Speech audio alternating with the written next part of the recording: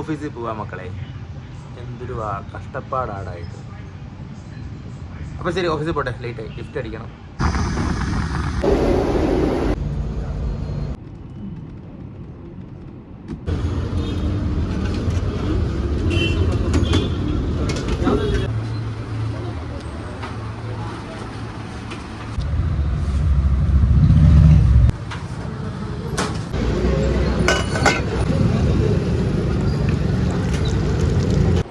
മോനെ, ഊണെന്നൊക്കെ പറഞ്ഞാൽ ഇതാടാ. അങ്ങനെ ഒരുപാട് സൈഡ് ഡിഷ് ഒന്നും ഇല്ല.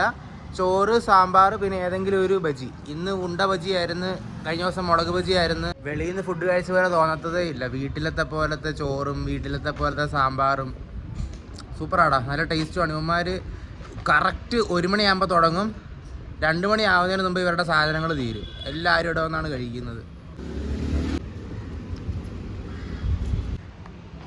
ശരിയാടാ മോനെ, എന്നാൽ തീറ്റി ബ്രേക്ക് കഴിഞ്ഞ് 3 ദിവസത്തെ അവധിക്ക് ശേഷം കയറി വരാടാ. ഇഷ്ടം പോലെ പണി ബാക്കിയുണ്ട്. അപ്പോൾ പിന്നെ അപ്പോൾ ഈ പണി എടുക്കട്ടെ.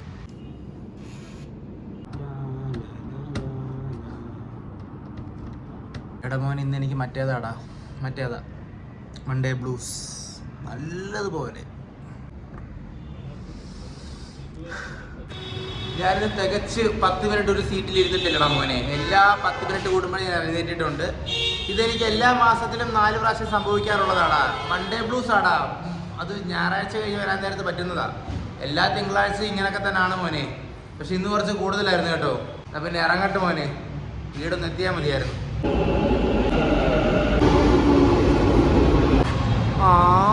അവരെന്നെ പിക്ക് ചെയ്യാനായിട്ട് താഴെ വന്ന് നിൽപ്പുണ്ടടാ എല്ലാവരും കൂടി.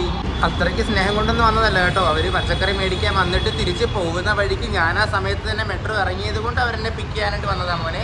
അല്ലാതെ എന്നെ പിക്ക് ചെയ്യാനായിട്ട് മാത്രമായിട്ട് വീട്ടിൽ നിന്നും ഇറങ്ങി വന്നതല്ല. എന്തായാലും വന്നത് വരവ് വെച്ച് മോനെ.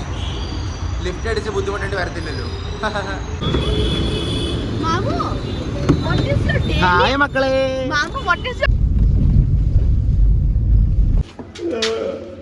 സോറി, ഇത് ഇന്നലത്തെ ഷോയിലായിരുന്നല്ലേ. സോറി, സ്ക്രിപ്റ്റ് മാറിപ്പോയി. ബനി ഹായ് ചക്ക.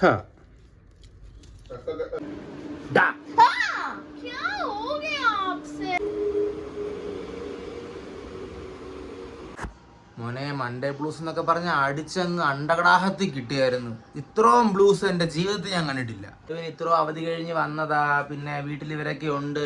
പിന്നെ 3 ദിവസത്തെ അവധി കഴിഞ്ഞിട്ട് പോകുന്നതാ.